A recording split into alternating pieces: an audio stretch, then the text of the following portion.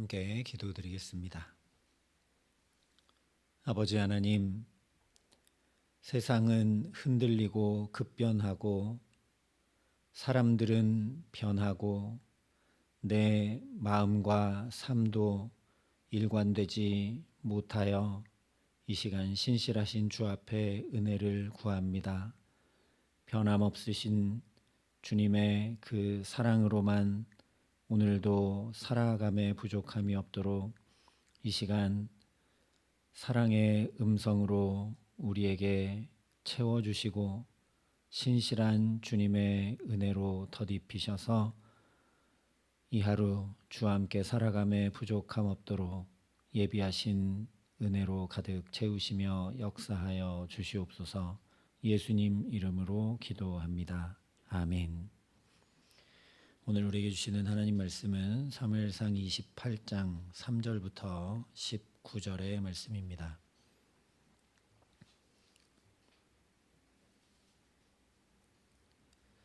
사무엘상 28장 3절부터 19절의 말씀을 봉독해 드리겠습니다. 하나님의 말씀입니다. 사무엘이 죽었으므로 온 이스라엘이 그를 두고 슬피 울며 그의 고향 라마에 장사하였고 사울은 신접한 자와 박수를 그 땅에서 쫓아내었더라. 블레셋 사람들이 모여 수넴에 이르러 진침해 사울이 온 이스라엘을 길보아에 진쳤더니 사울이 블레셋 사람들의 군대를 보고 두려워서 그의 마음이 크게 떨린지라. 사울이 여호와께 묻자오되 여호와께서 꿈으로도 우림으로도 선지자로도 그에게 대답하지 아니하시므로 사울이 그의 신하들에게 이르되 나를 위하여 신접한 여인을 찾으라. 내가 그리로 가서 그에게 물으리라 하니 그의 신하들이 그에게 이르되 보소서 엔돌에 신접한 여인이 있나이다. 사울이 다른 옷을 입어 변장하고 두 사람과 함께 갈새 그들이 밤에 그 여인에게 이르러서는 사울이 이르되 청하노니 나를 위하여 신접한 술법으로 내가 내게 말하는 사람을 불러 올리라 하니 여인이 그에게 이르되 내가 사울이 행한 일 곧 그가 신접한 자와 박수를 이 땅에서 멸절시켰음을 아나니 내가 어찌하여 내 생명의 올무를 놓아 나를 죽게 하려느냐 하는지라. 사울이 여호와의 이름으로 그에게 맹세하여 이르되 여호와께서 살아계심을 두고 맹세하노니 내가 이 일로는 벌을 당하지 아니하리라 하니 여인이 이르되 내가 누구를 내게로 불러 올리랴 하니 사울이 이르되 사무엘을 불러 올리라 하는지라. 여인이 사무엘을 보고 큰 소리로 외치며 사울에게 말하여 이르되 당신이 어찌하여 나를 속이셨나이까. 당신이 사울이시니이다. 왕이 그에게 이르되 두려워하지 말라. 내가 무엇을 보았느냐 하니 여인이 사울에게 이르되 내가 영이 땅에서 올라오는 것을 보았나이다 하는지라. 사울이 그에게 이르되 그의 모양이 어떠하냐 하니 그가 이르되 한 노인이 올라오는데 그가 겉옷을 입었나이다 하더라.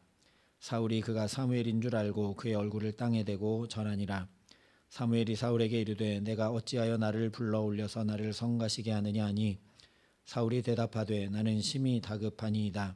블레셋 사람들은 나를 향하여 군대를 일으켰고 하나님은 나를 떠나서 다시는 선지자로도 꿈으로도 내게 대답하지 아니하시기로 내가 행할 일을 알아보려고 당신을 불러 올렸나이다 하더라. 사무엘이 이르되 여호와께서 나를 떠나 내 대적이 되셨거늘 내가 어찌하여 내게 묻느냐. 여호와께서 나를 통하여 말씀하신 대로 내게 행하사 나라를 내 손에서 떼어 내 이웃 다윗에게 주셨느니라. 내가 여호와의 목소리를 순종하지 아니하고 그의 진노를 아말렉에게 쏟지 아니하였으므로 여호와께서 오늘 이 일을 내게 행하셨고 여호와께서 이스라엘을 너와 함께 블레셋 사람들의 손에 넘기시리니 내일 너와 내 아들들이 나와 함께 있으리라. 여호와께서 또 이스라엘 군대를 블레셋 사람들의 손에 넘기시리라 하는지라. 아멘. 사무엘상 28장은 사무엘이 죽은 후에 사울이 신접한 여인을 찾아가는 내용을 전해주고 있습니다. 오늘 끝까지 다 읽지는 않았는데 호기심 많은 우리는 이 말씀을 볼 때마다 신접한 여인을 통해 나타난 사무엘의 형상이 하나님께서 보이신 것인지 악령인지 궁금한 마음이 자연히 들게 됩니다. 신접한 여인이 사무엘의 영이라 말한 존재가 사울에게 정확하게 하나님의 말씀을 반복하고 또 예언하며 말하고 있기 때문입니다. 그러나 성경이 이에 대해서 침묵하고 있으니 우리가 여기에 관심 둘 일은 아닙니다. 또한 사탄도 하나님의 다스리심을 받는 것이니 이것에 대해서 크게 괴념할 필요 자체가 없습니다. 오히려 우리가 주목해야 될 것은 그렇게 스스로 신접한 여인까지 찾아가 철박하게 물어야 할 정도가 돼버린 사울의 모습입니다. 오늘 말씀은 27장에 이어지는 말씀이 아니라 26장에 이어지고 있는 말씀입니다. 26장이 다윗은 자기 길로 가고 사울은 자기 곳으로 돌아가니라 하고 마쳤는데, 이 말씀에 대한 주석이자 자세한 내용이 27장과 28장의 말씀이라고 이미 말씀드린 바 있습니다. 그래서 27장은 자기 길을 똑바로 간 다윗, 행할 바를 알고 행한 다윗에 대해 말씀해 주었다면, 28장은 자기 곳으로 돌아가 버린 사울에 대해 전해줍니다. 다윗은 행할 바를 알고 블레셋으로 자기 길을 가지만 사울은 행할 바를 알지 못하고 신접한 여인을 찾아가는 내용이 이어지고 있다라는 겁니다.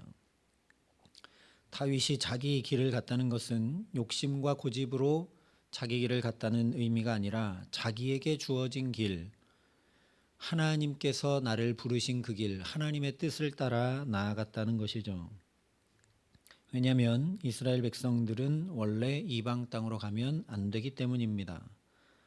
아브라함이나 나오미의 경우 기근들어 믿음이 떨어지고 상황과 환경을 따라 자기 판단과 결정에 의해 이방 땅 애굽이나 모압으로 내려가자 문제를 만나고 고생했습니다. 하지만 요셉이나 야곱처럼 하나님의 뜻을 따라 하나님 보내시는 소명을 따라 애굽으로 가게 되자 거기서 은혜와 평강과 형통을 경험합니다. 다윗도 이와 마찬가지로 하나님의 뜻을 묻고 구하여 자기 길을 간 것을 27장을 통해 함께 살펴봤습니다. 이와는 정반대로 사울은 자기 곳으로 돌아갔습니다. 하나님께서 있으라 하신 그 자리, 기름 부어 이스라엘의 왕 삼아 주신 그 자리, 그러니까 먼저 더 하나님을 찾고 구하고 의지하고 거룩하게 구별하는 그 자리가 아니라 모든 이스라엘 백성들이 보고 본받고 뒤따를 그런 자리가 아니라 그냥 자기 곳으로 돌아가고 말았다는 겁니다. 그래서 다윗은 그저 갔다라고 표현했지만 사울은 돌아갔다라고 말씀합니다. 옛 생활로, 옛 사람으로 되돌아가 버렸다라는 의미입니다.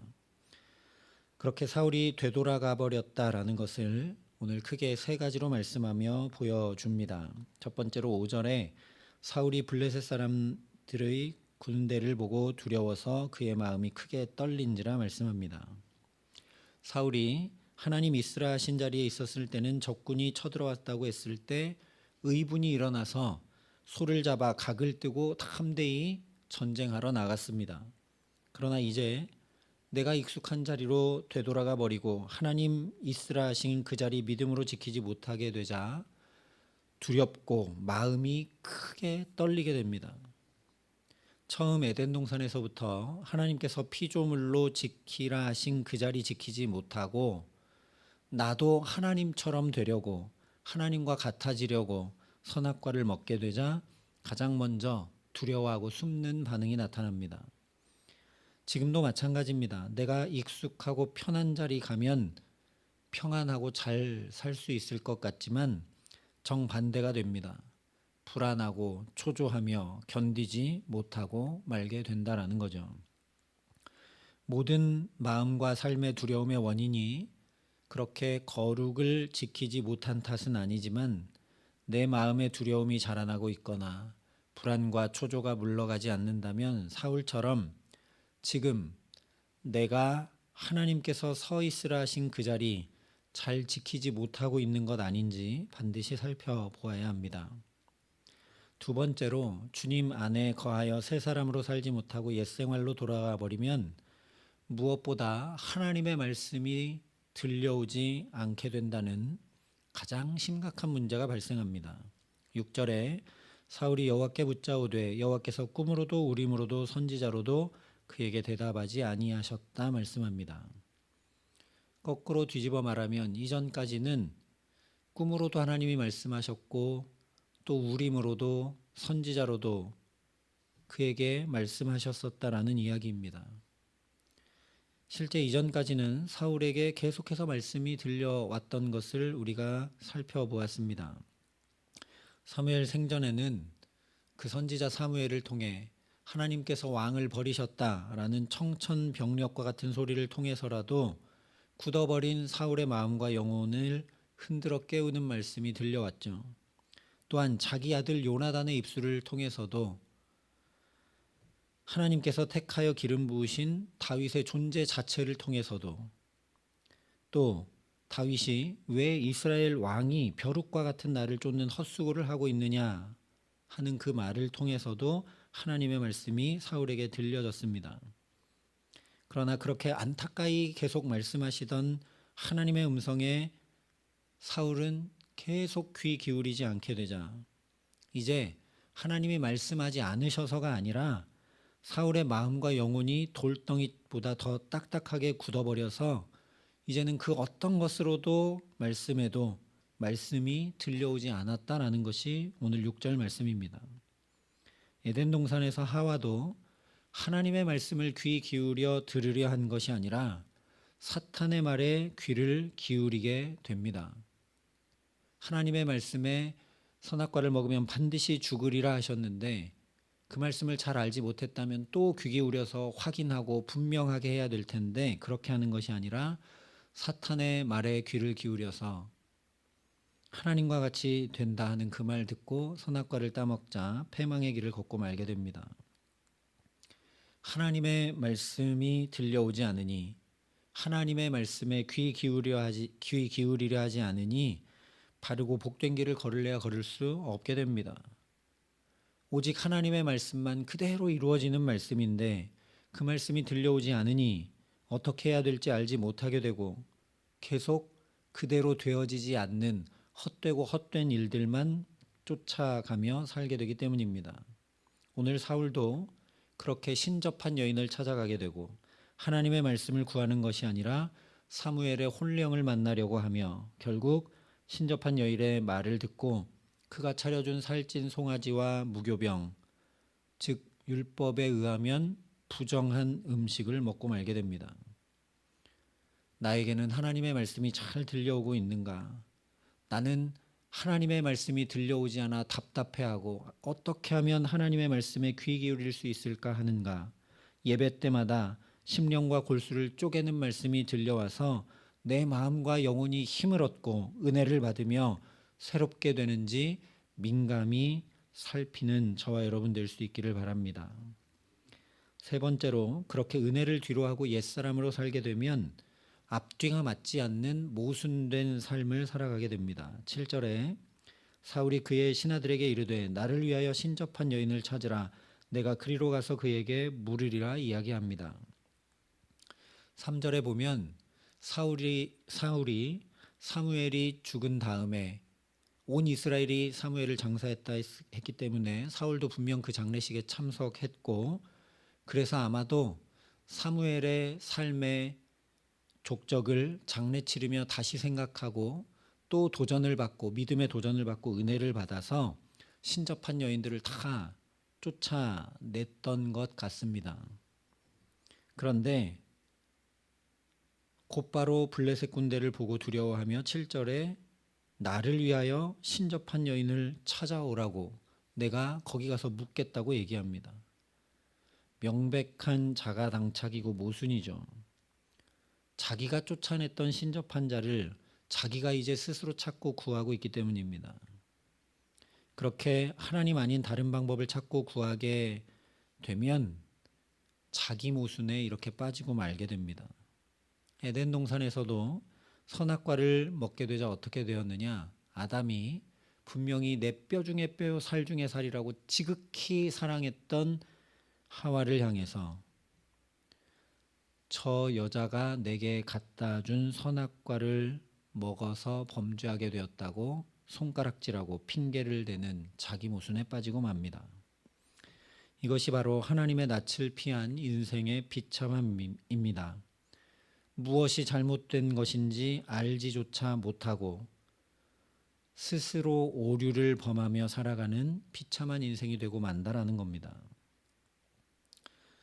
이처럼 자리를 지키지 못하면, 되돌아가 버리면 한마디로 행복이 무너지게 됩니다.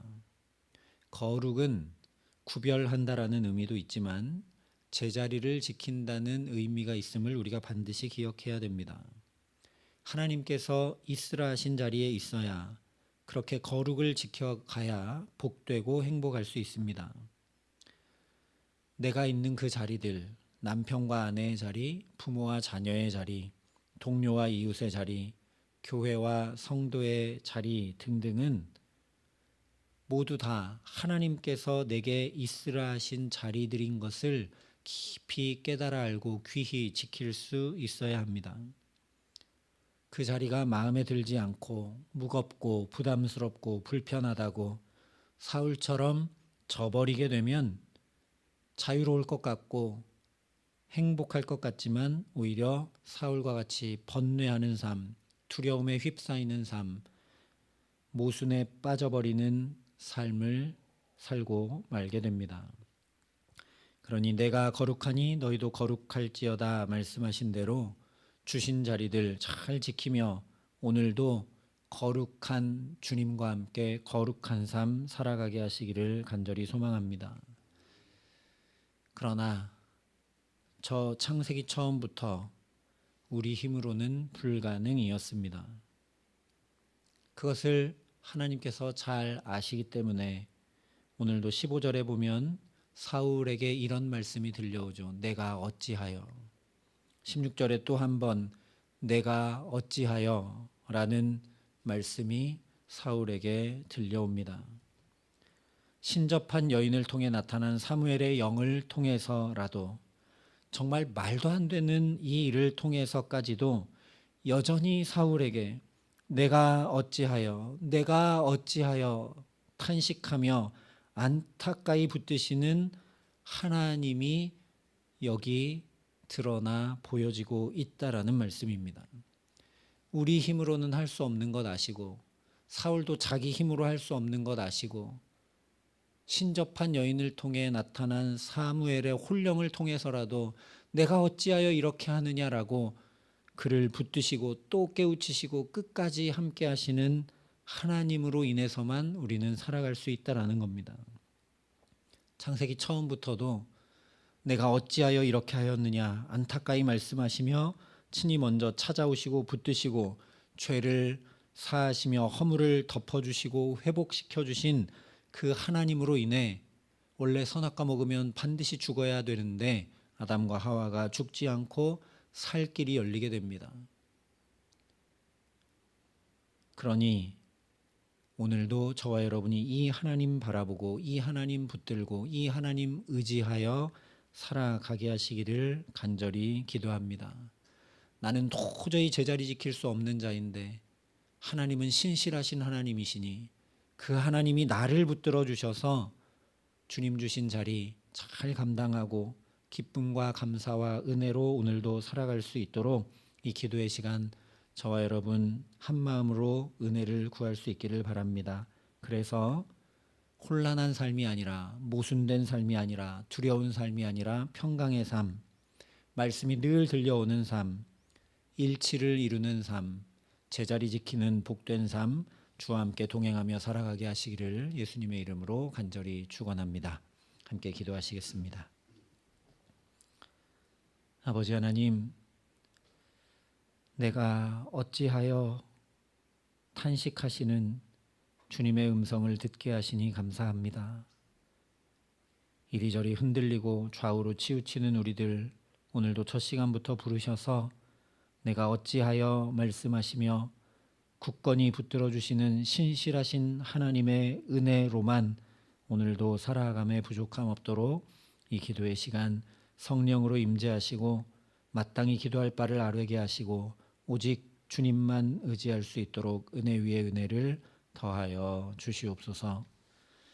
이제는 주 예수 그리스도의 은혜와 하나님의 사랑과 성령님의 교통하심이 여기 머리 숙여 오직 신실하시고 변함없으시고 거룩하신 주님만 의지하고 그 주님 힘입어 살며 기동하며 존재하는 우리가 되기를 소원하고 결단하는 여기 모인 모든 주의 성도들과 사랑의 빛교 모든 교우들과 이 나라 이 민족과 이 귀한 복음을 오늘도 세계 만방에 전하시는 선교사님들 가운데 이제로부터 영원토록 함께 하시기를 간절히 축원하옵나이다. 아멘.